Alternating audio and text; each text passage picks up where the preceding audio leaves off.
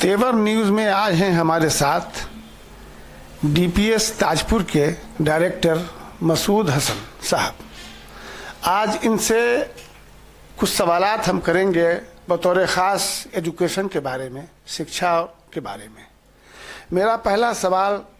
आपसे ये है कि समाज में इल्म की, शिक्षा की क्या अहमियत है? शुक्रिया बिस्मिल्लाह हाफिज़ साहब कि आपने ये तेवर न्यूज़ के माध्यम से जो है एक बहुत बड़ा पहल किया है अपने एजुकेशन को लेकर, एक मुहिम छेड़ी है। समाज में जो इल्म की अहमियत है, मेरी नज़र में अगर देखा जाए तो जो अहमियत जिस्म में रूह की है वही समाज में इल्म की अहमियत है। अगर रूह को जिस्म से अलग कर दिया जाए तो उसकी कोई अहमियत नहीं रह जाती है, बल्कि वो जिस्म सड़ता है और गलता है और बदबू भी देने लगता है। ठीक उसी तरीके से समाज में और समाज के लोग अगर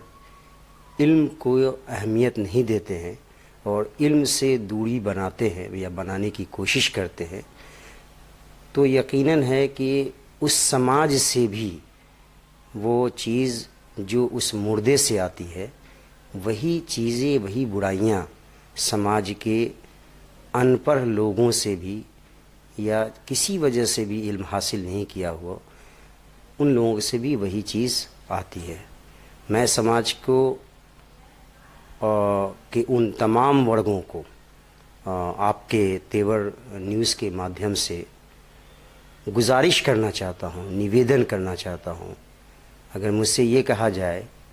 कि मैं घर घर जाके उनके पैर दबाकर, उनकी खुशामद करके मैं उनको इल्म की तरफ बुलाऊं, इल्म की तरफ उनको खड़ा करने की कोशिश करूं, इल्म की तरफ उनको आगे बढ़ाने की कोशिश करूं, तो शायद मैं इससे भी पीछे नहीं हटूंगा, क्योंकि मुझे मालूम है कि इल्म की हकीकत और अहमियत हमारे लिए, हमारे मुल्क के लिए, हमारे समाज के लिए, हमारे परिवार के लिए कितनी है। और उसकी मिसाल भी दे दिया मैंने कि रूह और जिस्म की है, ये हकीकत है। लेकिन इस बात को समझने के बावजूद आज जो हमारे समाज में जो इल्म मिलनी चाहिए थी, जो इल्म लेना चाहिए था, उससे हम कोसों दूर हैं। हम हर चीज़ कर रहे हैं। ऐसा नहीं है कि हम दुनिया में पैदा हुए तो पैदाइश से लेके मौत तक के बीच में जितने भी सफ़र हैं ज़िंदगी का,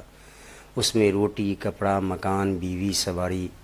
इन तमाम चीज़ों में हम खूब खुश दिली के साथ और अपनी वुसअत, अपनी ताकत, अपनी सलाहियत से भी ज़्यादा उस पे एक्सपेंस करके उसको खूबसूरत बना के हर चीज़ को कर रहे हैं। लेकिन जहाँ पे हमको करना चाहिए खर्च, वो वहाँ पे हम नहीं कर पा रहे हैं, जिसकी वजह से समाज में जो है वो दिन प्रतिदिन गिरावटें आती जा रही हैं। अगर हम चाहते हैं कि समाज अच्छा बने, मुल्क अच्छा बने, हमारा परिवार खुशहाल हो, तो हमको ये जो बेजा खर्च है उस बेजा खर्च को रोक कर, जैसे मेरा ज़ाती तजुर्बा भी है कि लोग अपने बच्चों के बर्थडे पे 5,000 रुपये खर्च कर देते हैं, अपने बच्चों के फैशन पे न जाने बहुत सारे अखराजात कर देते हैं।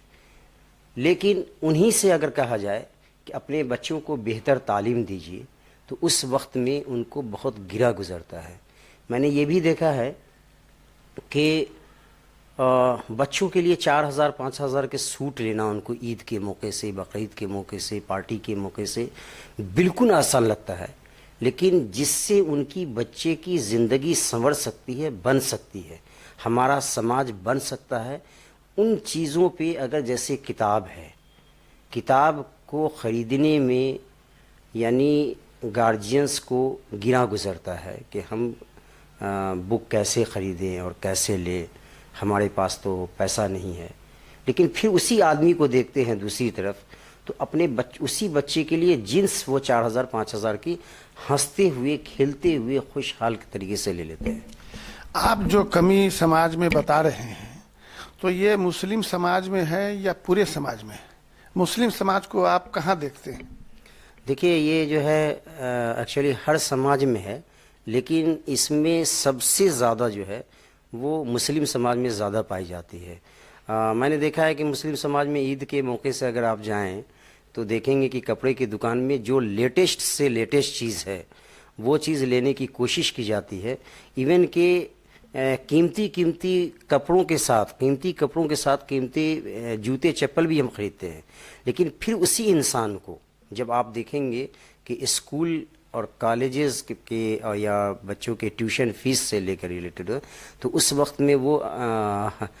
उतने खुश नज़र नहीं आते हैं। कहीं ना कहीं उनको थोड़ी परेशानी लगती है कि शायद उनको ऐसा लगता है कि ये पैसा जो है मेरा बिल्कुल गलत इस्तेमाल हो रहा है। जबकि मैं बता दूं एक चीज़ आपके माध्यम से, शायद बहुत लोगों को मालूम होगा, लेकिन फिर भी, कि बच्चों के ज़ात पर इस पढ़ाई में खर्च करना, ये लफ्ज़ खर्च है ही नहीं है, ये एक इन्वेस्टमेंट है जो आप बच्चों पे खर्च करते हैं, किताब के माध्यम से, ट्यूशन फीस के माध्यम से, उनके यूनिफॉर्म के माध्यम से, इस पे जो खर्च करते हैं। असल में बिजनेस मैनेजमेंट में सबसे बेटर यानी इन्वेस्टमेंट जो है वो बच्चों के तालीम पे खर्च करना है या इन्वेस्ट करना है। जिस तरह से हम बैंक में अगर पैसा जमा करते हैं या खेत में पैसे को लगाते हैं या व्हाटएवर जितनी भी फील्ड्स हैं उसमें जो आप पैसा इन्वेस्ट करते हैं, उससे सबसे बेहतर जो बताया गया है वो ये है कि आप बच्चों की तालीम पे इन्वेस्ट करें। एक सवाल आपसे ये भी है कि मदारिस की तालीम पर अक्सर सवाल उठाए जाते रहे हैं कि उनको तकनीकी तालीम से नहीं जोड़ा जा रहा है, तो क्या ये संभव है कि मदारिस में तकनीकी तालीम भी जोड़ दी जाए और अदर जो स्कूल हैं जहाँ तकनीकी तालीम दी जाती है, क्या वैसी तालीम मदारिस में भी मुमकिन है? देखिए, बहुत अच्छा सवाल किया है आपने और बहुत उम्दा सवाल है। मुबारकबाद हैं आप इसके मुस्तक, और मैं चाहता हूँ कि इन बातों को दूर तक पहुँचाई जाए। देखिए, हमारा जो एक बहुत बड़ा तबका है, मुस्लिम समाज का एक जो बहुत बड़ा तबका है, वो मदारिस में पढ़ता है। मदारिस में अगर मदारिस को हम ठीक कर लेते हैं तो आप तकनीकी शिक्षा की बात, टेक्नोलॉजी की बात करते हैं। मैं तो इस पे एक ब्लू प्रिंट बनाया हूँ कि मदारिस के बच्चे भी यानी IAS टॉपर्स बन सकते हैं, मेडिकल टॉपर बन सकते हैं। आप इसके जब गहराई में जाएंगे ना, तो अगर मदारिस के बच्चों को सही तरीके से सींचा जाए और सही नज़रियों से देखा जाए तो यकीन मानिए कि आप उनके अंदर में अल्लाह ने इतनी सलाहियतें दी हैं और इतना जज्बा दिया हुआ है कि वो आदमी जिस लैंग्वेज को हम नहीं जानते हैं 30 पारा वो यानी उसको अज़बर करना ये मामूली बात नहीं है। और जिस लैंग्वेज में हमारी बुक है, टेक्नोलॉजी की बुक जो है या UPSC या BPSC हम करते हैं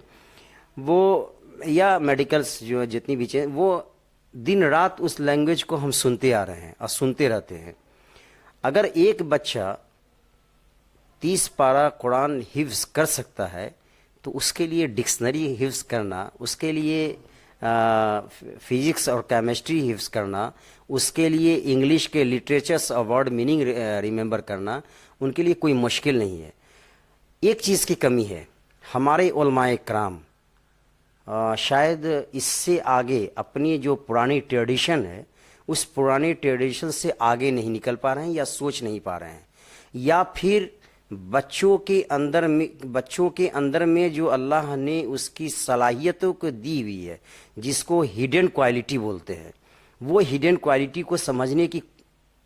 उनके अंदर में वो जो इस्तात होनी चाहिए थी वो उनके अंदर में नहीं है। वरना हमारे जो बच्चे हैं, ये मासूम बच्चे, देखिए किसी के भी बच्चे हों, चाहे वो गरीब के हैं, अमीर के हैं, महल में पैदा हुए, सड़क पर पैदा हुए, रोड पे पैदा हुए, जहाँ भी पैदा हुए हैं वो बच्चे, आपको मैं बता दूं कि अल्लाह ने सबको यकसा पैदा किया और एक जैसा इल्म दे के पैदा किया है। बाद में वो हमारे कल्चर से, सोसाइटी से सीखता है। तो असल चीज़ जो है, मैं जो बोलने जा रहा हूँ आपको, कि बच्चे की, इंसान की तख्लीक जो अल्लाह ने की है और उसके अंदर जो खूबियाँ दी हैं उसको पहचानने की ज़रूरत है। جو لوگ مدارس چلا رہے ہیں تو ہم اس پہ دھیان تو ضرور دیں کہ ہمارا جو ہے فنڈ کہاں سے آئے گا، ٹھیک ہے، لیکن اس سے بھی زیادہ جو کوشش کرنی ہے کہ جو ہمارے سراؤنڈنگ میں جو بچے ہیں آپ کے پاس جو مدارس میں آتے ہیں، ان بچوں کے اندر میں کیا کیا خوبی ہے اور وہ کیا کیا کر سکتا ہے. میں تو آپ کو ایک دم 100% چیلنج کے ساتھ کہتا ہوں میں کہ اگر مدرسے کے بچوں پر ان کو سائنس اور ٹیکنالوجی سے اگر جوڑ دیا جائے اور ان کو کمپٹیشن لیول سے جوڑ دیا جائے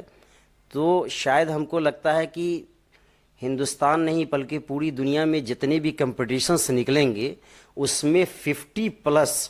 ہر فیلڈ میں مدارس کے بچے اول آئیں گے، پہلے آئیں گے.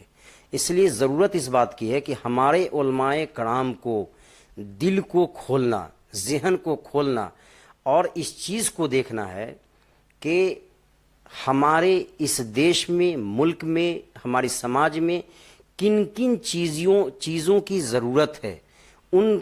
کے لائق اپنے بچوں کو بنانا. یہ جو بچے ہوتے ہیں نا، چاہے مدارس میں ہوں یا اسکولس میں، یہ را میٹیریلز ہوتے ہیں اور یہ را میٹیریل کو آپ کے اندر میں ہے کہ آپ اس کو کیا بنا سکتے ہیں، کیسے بنا سکتے ہیں. فرسٹ اس کے لیے ہم کو خود تیار کرنا ہوگا اور خود سمجھنا ہوگا ان چیزوں کو. چلتے چلتے آخری سوال آپ سے یہ ہے کہ آپ ڈی پی ایس تاجپور کے ڈائریکٹر ہیں،